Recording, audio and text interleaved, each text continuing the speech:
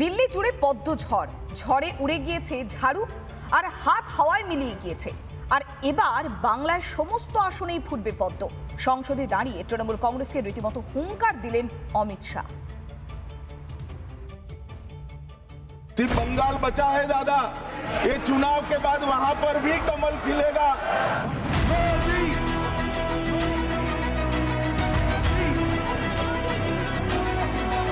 দিল্লিতে এতদিন ছিল ঝাড়ু, কিন্তু পদ্ম ঝড়ে সব উড়ে গেছে। 7-0-তে আপ কংগ্রেসের সাফা, আর তাতে বঙ্গ বিজেপি আরো চাঙ্গা। দিল্লির এই দাপট এবার গঙ্গা পারে। বিজেপির নেতা কর্মীদের দাবি, যমুনা পেরিয়ে মোদি হাওয়া বইবে বাংলা জুড়ে। दिल्ली में भी कमल खिल गया, दिल्ली बाकी था वहां पर भी आयुष्मान भारत आ गया। मान्यवर, आज देश के हर गरीब को 5 लाख तक का खर्चे का चिंता नहीं करना। सिर्फ बंगाल बचा है दादा, ये चुनाव के बाद वहां पर भी कमल खिलेगा और वहां पर भी आयुष्मान भारत आ जाएगा। मान्यवर, मैं नहीं बोल रहा था, ये बुलवाए। সারি গর্জনে আরো চাঙ্গা বঙ্গ বিজেপি। তবে এই দাবিকে পাত্তা দিচ্ছে না তৃণমূল, উল্টে কটাক্ষ হাওয়া গরম করছে বিজেপি। ঠিক আছে, পদ্ম তো ন্যাশনাল ফ্লাওয়ার, সেটা যেখানে খুশি ফুটতে পারে, কিন্তু বাংলাতে একটু অসুবিধা আছে, কারণ 26-এর ইলেকশনে যেভাবে ওরা লোকসভায় পারফর্ম করেছে বিজেপি, সেইটা দেখে তো মনে হচ্ছে না যে পদ্ম ফুটবে। রাজ্যের যা অবস্থা, তৃণমূল কংগ্রেস যতদিন রাজ্যে ক্ষমতায় থাকবে এই রাজ্যটা রসাতলের দিকেই যাবে। তৃণমূল কংগ্রেসের কোনো সদিচ্ছা নেই বা ক্ষমতা নেই এই রাজ্যকে উন্নতির দিকে নিয়ে যাওয়ার। এলাকারই ভাওতার পর ভাওতা দিয়ে যাচ্ছে। তাই রাজ্যের মানুষ আজকে পরিবর্তন চাইছে এবং একমাত্র বিকল্প হচ্ছে ভারতীয় জনতা পার্টি। দিল্লি যান, এবার বাংলা।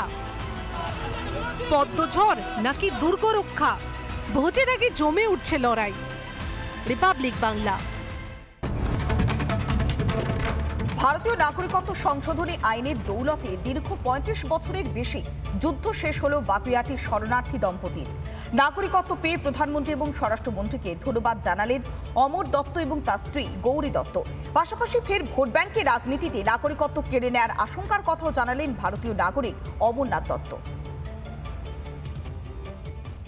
উনি কথা দিয়েছেন, কথা রেখেছেন। দীর্ঘ 35 বছরের সার্টিফিকেট হাতে পাওয়ার পরে মানে ভীষণ আনন্দ পেয়েছি এবং একটু স্বস্তির নিঃশ্বাস ফেলার জন্য একটা জায়গা আছে, মানে খুব ভালো লাগছে।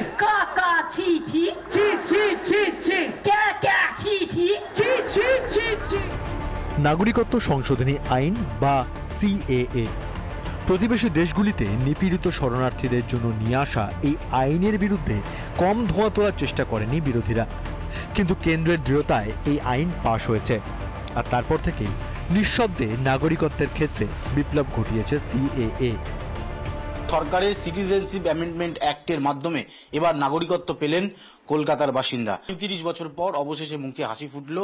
এই মুহূর্তে দেখতে পাচ্ছেন অমর দত্ত এবং গৌরী দত্ত, এনারা বাগুইআটিতে থাকেন, গত কয়েক দশক ধরে লড়াই চালিয়েছিলেন।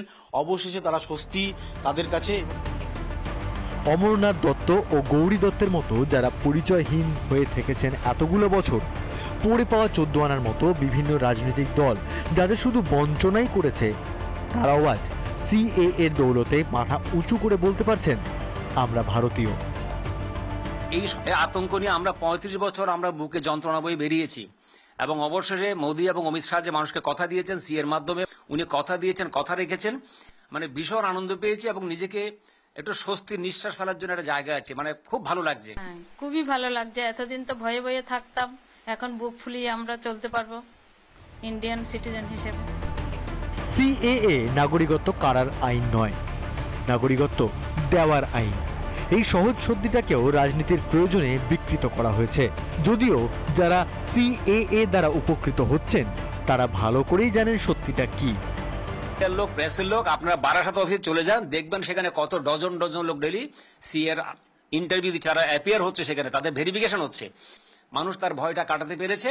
আশা করি আজকের পরে মানুষের আরো ভয়টা কাটবে। ভিটেমাটি ছেড়ে পালিয়ে আসতে বাধ্য হয়েছেন যারা, ভোট ব্যাংকের অঙ্কে ফের আশঙ্কার কালো মেঘ তাদের মাথায়। উদ্বাস্তুদের ষড়যন্ত্রে পা না দেওয়ার পরামর্শ দিচ্ছেন অমরনাথ দত্ত। আমরা খবর পাচ্ছি দমদম, বারাসাত বিভিন্ন এলাকায়, বিস্তীর্ণ এলাকায় টিএমসির কিছু আশা কর্মী বা বিভিন্ন কর্মীকে দিয়ে বিভিন্ন জায়গায় লোকের কাছে যাচ্ছে, তাদের ভোটার কার্ড চেয়ে নিচ্ছে, আধার কার্ড চেয়ে নিচ্ছে, এবং তারা একটা গভীর ষড়যন্ত্র লিপ্ত যে বাংলাদেশের ভোটারের নাম যেন ভোটার কার্ড থেকে নামটা বাদ যায়। উচ্ছেদ, উদ্বাস্তু, শরণার্থী শব্দগুলো ছোট হলেও তার ভার অনেক।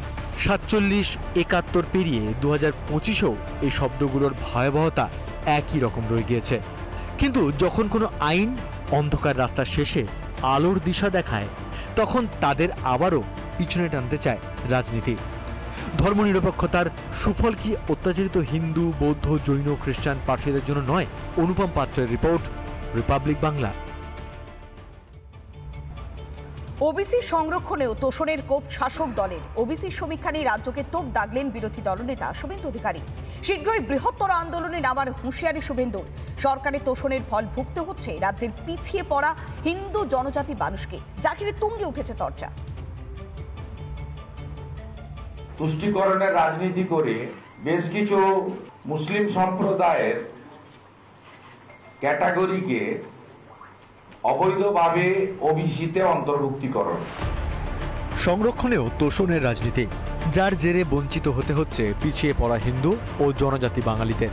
বিজেপির রাজ্য সভাপতি সুকান্ত মজুমদারের পর এবার ওবিসি সংরক্ষণ নিয়ে মুখ্যমন্ত্রীকে তোপ বিরোধী দলনেতা শুভেন্দু অধিকারীরও।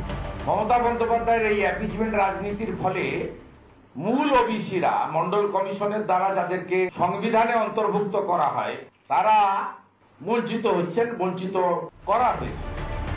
সম্প্রতি বিজেপির তরফে অভিযোগ তোলা হয়েছে, ওবিসি তালিকাতেও তোষণের পক্ষপাত রাজ্যের। পিছিয়ে পড়া বহু হিন্দু জাতি উপজাতিকে বঞ্চনা করা হয়েছে। উল্টে অন্তর্ভুক্ত করা হচ্ছে সংখ্যালঘু সম্প্রদায়দের। অধিকাংশ সংখ্যালঘুরাই চলে এসেছে সংরক্ষণের আওতায়। ওবিসি বেনিয়মের অভিযোগে হাইকোর্ট বিপুল পরিমাণ সংরক্ষণ বাতিল করেছে। লোকসভা ভোটের প্রচারে এসে এই ইস্যুতে শাসক দলকে তীব্র আক্রমণ করেছিলেন প্রধানমন্ত্রীও। সেই মামলা এখন চলছে সুপ্রিম কোর্টে। এই পরিস্থিতিতে সংরক্ষণ নিয়ে শাসক দলের ভোট ব্যাংকের রাজনীতি রুখতে বৃহত্তর আন্দোলনের হুঁশিয়ারি দিয়েছেন বিরোধী দলনেতা। রামনবমীর পরে আমাদের রাজ্যের নেতৃত্বের সঙ্গে কথা বলে আমরা কলকাতাতেও হিন্দু ওবিসিদের বাঁচাও এই স্লোগানকে সামনে রেখে আমরা কর্মসূচিও নেব, জমায়েত করব। এদিকে কারোর অপছন্দ হলেও ওবিসি প্রশ্নে পিছিয়ে আসবে না তারা, সাফ জানিয়ে দিয়েছে তৃণমূল।